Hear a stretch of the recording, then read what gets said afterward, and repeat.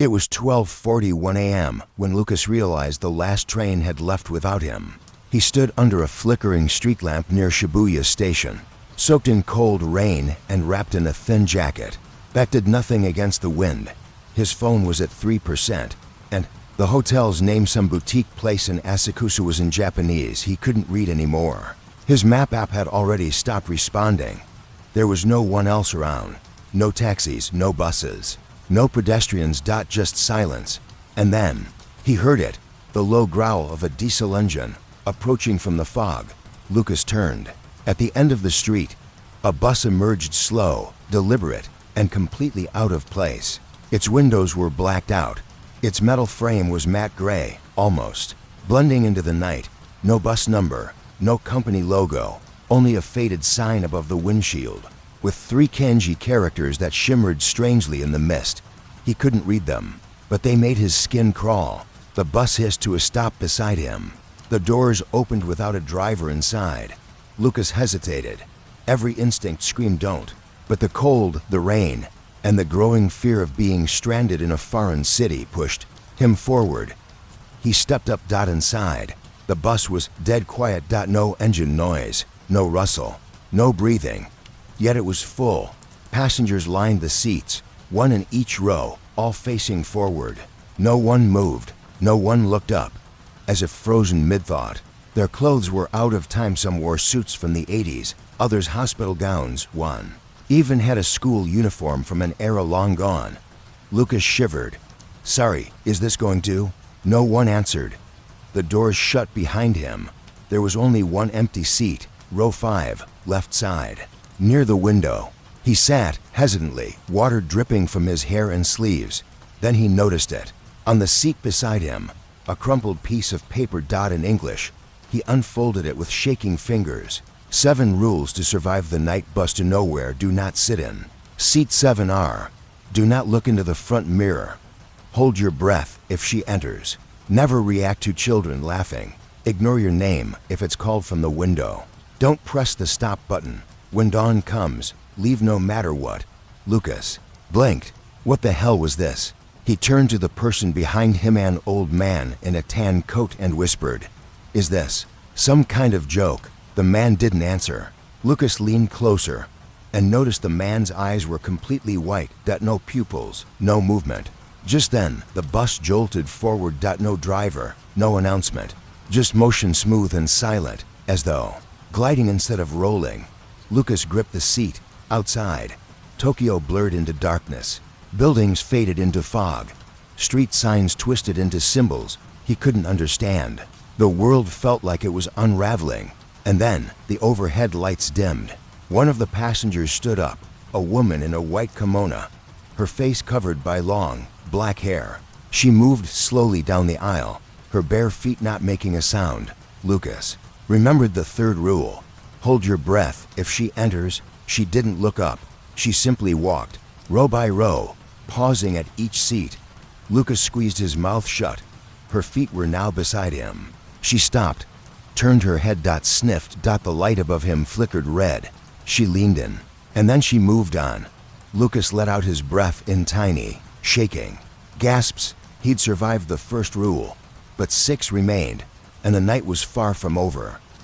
Lucas sat frozen, the crumpled paper still trembling in his grip. Rule number 3 had just saved him, but the air around him felt heavier now, like the bus was aware of him, watching. Outside the windows, there was no Tokyo anymore, just an endless highway in complete darkness, flanked by dead trees and pale, silent fields. No moon, no stars. He looked down at the paper again, rereading the rules. His eyes lingered on rule number 4, never react to children laughing. He swallowed. The bus lurched slightly, and for the first time, someone moved. A man across the aisle, middle-aged, wearing an old leather jacket, was fidgeting. He looked as out of place as Lucas felt. His eyes darted from side to side, sweat gleaming on his forehead. He hadn't seen the paper, or maybe he had and didn't believe it. Lucas leaned over. "Hey, the list." The man shook his head. "It's a prank. Japanese weirdness. I just need to get to the next stop." Lucas didn't reply, because just then, he heard it. A child's laughter. Light and distant, almost sweet. It echoed from the back of the bus. Lucas's blood ran cold. The man turned toward the sound. Did you hear? Giggle, giggle, giggle. Higher. Now, closer. The man stood. Hello, is someone back there? Lucas shook his head violently. No, don't. Too late. The man walked down the aisle, moving past the rows. The laughter stopped, and then the lights flickered out for exactly 3 seconds. When they came back on, the man was gone. Not a trace. His seat, empty. No jacket, no bag, no sound. Lucas stared at the spot for a long time. No one else reacted. He clutched the paper tighter. Rule number 4 was real. He looked forward, and for the first time he noticed something else. A rearview mirror mounted above the front windshield. It was tilted, just enough for Lucas to catch a glimpse of the passengers behind him. His heart jumped, because in that mirror, the people on the bus didn't look human anymore. Their heads were twisted too far, their limbs bent at wrong angles, their eyes empty, black, or gone entirely. One was just a blurred shape, flickering like static. Lucas looked away instantly, heart hammering. Rule number 2. Do not look into the front mirror. He clenched his eyes shut, pressing his palm against them until sparks danced behind his eyelids. When he finally opened them again, the bus had slowed. It was stopping. Why? He hadn't pressed the stop button. No one had. The door opened with a hiss. A woman stood there, tall, soaked in rain. Her clothes were torn, and she was barefoot. She stepped in slowly, her hair matted with what looked like mud or blood. Her eyes locked onto Lucas immediately, and she smiled. She took a seat directly across from him. Did she know him? No one else looked at her. Lucas glanced at the paper again. None of the rules applied to her. No mention of strangers boarding. No warning about someone who stared back. Still, something felt wrong. The bus resumed moving. The woman didn't blink. Lucas turned away. The speaker above crackled its first sound all night. A metallic, soulless voice whispered, "Stop requested." His stomach dropped. No one had touched the button. Lucas watched in horror as the woman across from him stood. She walked down the aisle and turned to look directly at him, then stepped off the bus. He leaned over, trying to see where they were. But outside the door was nothing, just black, a void, like the end of the world. And as the doors slid shut, Lucas thought he saw something crawl toward her from the darkness. Something tall. With arms that bent like broken branches. The woman never screamed. The bus moved on, and Lucas knew someone broke rule number 6. Lucas couldn't stop shaking. He stared at the crumpled paper like it might rewrite itself, like the rules might change and offer a way out. But there was no escape written there. Just warnings. Just doom. Rule number 6 was clear. Don't press the stop button. And someone or something had just done it. The woman in the torn clothes hadn't said a word. She had stared at him like she knew who he was, or maybe what he would become. Then she was gone, consumed by the black void outside. The bus rolled on, and no one reacted. Lucas scanned the other passengers again. They remained frozen, like mannequins. Or, worse, their skin looked waxy now. Their eyes didn't blink. One had flies buzzing around his mouth but didn't move to swat them away. Were they dead? Or just waiting? The fog outside thickened. It looked less like mist now and more like something alive, pulsing softly as if breathing with the bus. And then, from the left, came a tap on the glass. Lucas jumped. Another tap, louder. He turned toward the window beside him, slowly, cautiously. Nothing. Just fog. Then, Lucas. He froze. The voice was soft, familiar. "Lucas, honey, are you okay?" His chest tightened. It was his mother's voice.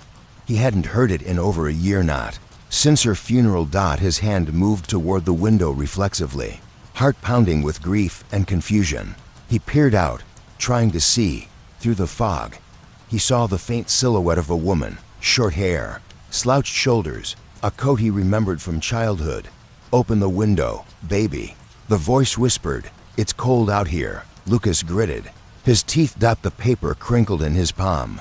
Rule number 5 slammed into his brain. Ignore your name if it's called from the window, Lucas.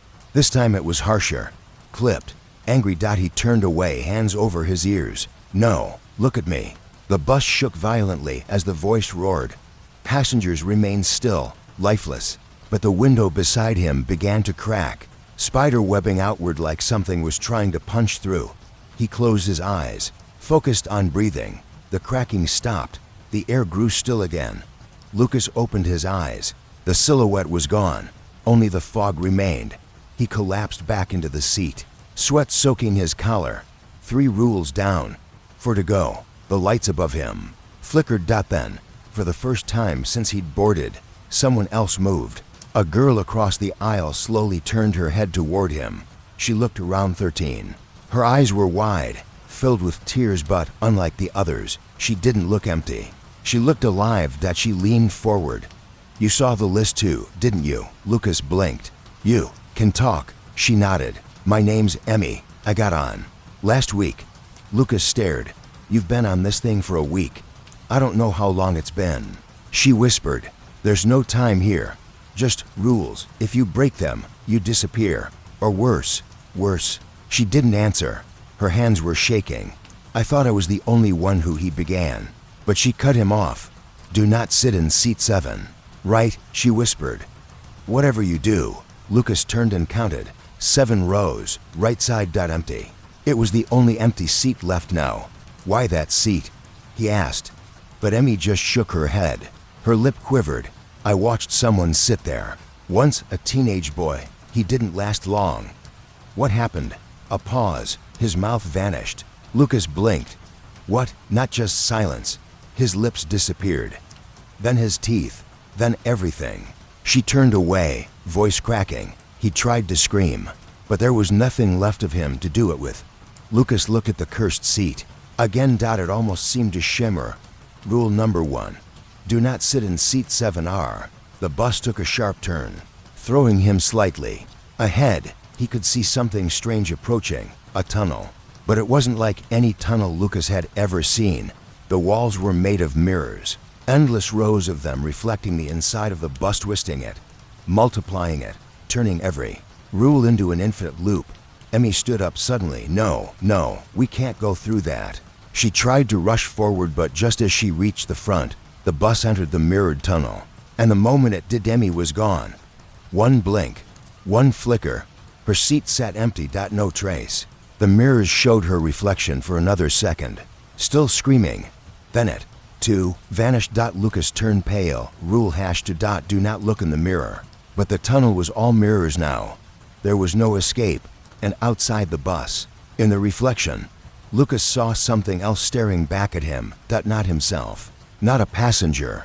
Something in the seat behind him. Smiling. The tunnel of mirrors should have ended by now. Lucas didn't know how long they'd been driving through it. Minutes, hours. Time felt warped in here, stretched like glass, and every inch of the mirrored walls reflected horrors his mind couldn't process.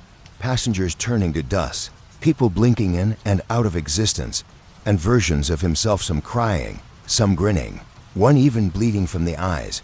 He forced himself to look down, away from the walls. Rule number 2. Do not look into the front mirror. But what if everything was mirrors now? He pressed his palms into his eyes, grounding himself. One deep breath, then another. The bus's movement finally slowed. The tunnel ended, and outside, there was only desert, now flat, gray, cracked like scorched earth. No sky, no sun, just emptiness, stretching forever. Lucas wiped his face. He felt like a thin thread about to snap. That's when he noticed it. The bus had stopped again. No one had pushed the button, at least not that he'd seen. The doors opened with a hiss, but no one was there. Lucas looked back down the aisle, still full, still unmoving, until someone stood. From the back, row 13. A man in a black coat, wide-brimmed hat, face shadowed. Lucas hadn't seen him before, hadn't even noticed that seat was occupied. The man stepped down the aisle, but not like the others. He moved directly toward Lucas. Each step echoed far louder than they should have. Clack, clack, clack. He passed seat 7R, didn't look at it, didn't even glance at the rest of the bus. Just stared at Lucas. Excuse me, Lucas said, voice cracking. Who are you? The man didn't answer. He stopped just a foot away, then leaned forward and whispered into Lucas's ear. "You've already broken one rule." Lucas froze. The man straightened. "You just don't know which one yet." He turned, walked off the bus, and disappeared into the desert. Just vanished. Lucas shot out of his seat and ran to the front. Wait, what does that mean?" But the doors had closed. The bus started again, and this time, as it rolled forward, something strange began to happen. The passengers turned their heads, every single one, toward Lucas. Their faces were no longer blank. Their mouths stretched unnaturally wide, eyes to large, to wet, to wrong. One by one, they began to smile. Lucas backed into his seat, heart racing. No, no, no, no. Suddenly, a loud ding echoed from above. The stop request light was on again, but he hadn't touched it. No one had. The voice came through the speaker, dull and distorted. "Next stop, seat 7R. Lucas turned slowly. The seat was still empty. But now, it was glowing, pulsing like it was alive, breathing in time with the hum of the engine. He looked around wildly. "No, I'm not sitting there. I'm not." But his legs were moving, against his will, like something inside the bus had taken over. He gripped the handrails, trying to fight it, but it was stronger. Each step felt like sinking into wet cement. The passengers' grins widened. Lucas reached the cursed seat. His knees buckled. He sat, and the moment he did, the bus went silent. No movement, no engine, just an empty hum. Then the world shifted. The seat swallowed him whole, not physically, but reality around him bent, fractured. The windows vanished. The bus stretched endlessly in all directions. Time broke apart into jagged flashes, and he saw them. All the people who had sat here before. Trapped. Twisted. Still alive, sort of. Floating in a black sea, each curled into fetal positions, their mouths sealed shut, their thoughts looping forever. Lucas was next. Until he remembered the paper. The rules, all 7. And the last one burned in his memory. When dawn comes, leave no matter what. That was it. There was still a way out. A final chance. But would he last until dawn? And what if dawn never came? The seat burned beneath him. Not heat, not fire. Something worse. It felt like guilt, regret. Every mistake Lucas had ever made, pressing into his skin like cold iron.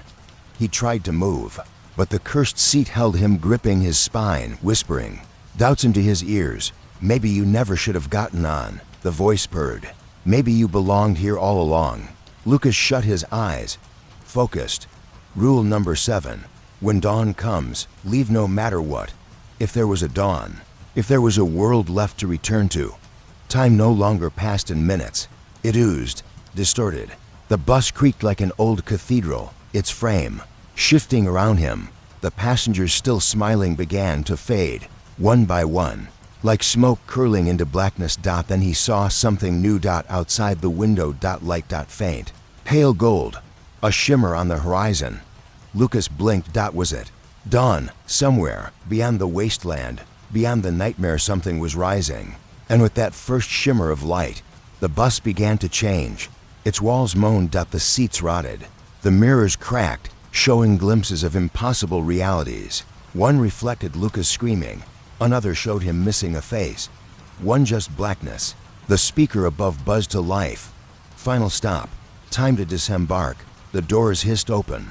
But what lay outside wasn't the city. It wasn't the desert either. It was a hallway, long, endless, lined with doors, each one slightly open, revealing different versions of Lucas's life. Some beautiful, some horrifying. He stood. Every part of him ached. He stepped forward, and the moment he did, the bus began to scream. A low, metal warping wail, like it was being torn from reality. He reached the threshold. 1 foot off the bus. But then her voice. From behind him. "Lucas." He turned. It was Emmy, the girl who'd vanished in the tunnel. Her face pale, eyes wide. Her voice barely a whisper. "You're leaving?" she asked. Lucas froze. You're alive," she nodded. "But if you leave, I stay. Forever." He looked back at the doors ahead, then back at her. She stepped closer. "Please, don't leave me here. I'm scared." His heart ached, but his hand clutched the paper again. Faded, smeared, but still legible. When dawn comes, leave no matter what. His fingers trembled. Is this real? He asked. Her eyes shimmered. Would it matter if it was? Then her smile cracked. Split to wide. Too many teeth. Her skin rippled. Her eyes turned black, leaking ink down her cheeks. She wasn't Emmy anymore. Lucas stumbled back. The hallway shimmered with morning light. He ran off the bus into the light, into the unknown. The doors slammed behind him and the entire bus erupted into a scream so loud the hallway itself shook. And then silence. Warmth. When Lucas opened his eyes, he was lying on a sidewalk in downtown Osaka. It was morning, real morning. People were walking by, birds chirping. The vending machines hummed, neon signs blinking lazily. He sat up slowly. In his hand was the crumpled paper, still there, still intact. 7 rules, all followed. He had made it, but one thing haunted him more than anything else. He remembered everyone's face. The girl, the old man, the woman with the torn coat, the boy with the vanishing mouth, and the worst part, no one else would remember them. They were just gone. As if they never boarded. Never existed. Lucas looked at the paper one more time. And on the back, something new had appeared, written in the same strange, ink-like scrawl. You survived. But now it's your turn to ride again. Help them. Obey, or ride alone forever. His blood ran cold, because from the corner of his eye, across the street, he saw it. A bus. Parked. Empty. Waiting. And its headlights flickered like eyes, watching him.